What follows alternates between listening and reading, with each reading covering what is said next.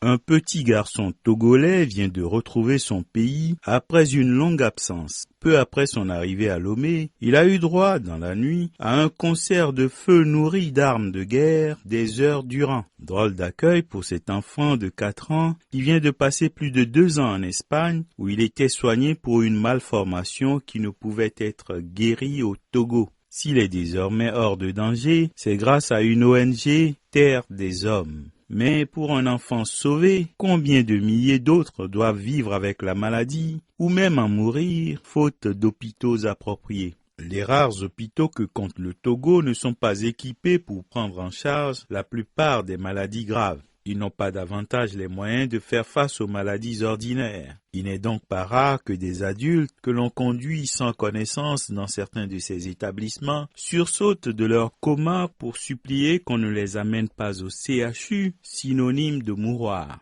Les Togolais aisés se font soigner à l'étranger, généralement en France. Les tenants du pouvoir aussi, et plutôt dans les meilleurs hôpitaux parisiens. La classe moyenne va dans les cliniques privées locales, et les pauvres, c'est-à-dire le plus grand nombre, s'en remettent à Dieu.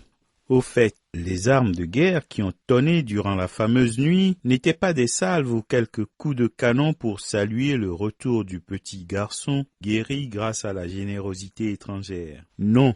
On se battait pour le pouvoir au sein d'une famille qui règne sur le destin des Togolais depuis plus de 42 ans. En général, ceux qui sont capables d'autant de violence pour le pouvoir ont un projet pour leur peuple. Mais au regard de l'état désastreux dans lequel se trouve le Togo, on se demande quelles peuvent bien être les ambitions de la famille Gnassingbé pour ce peuple.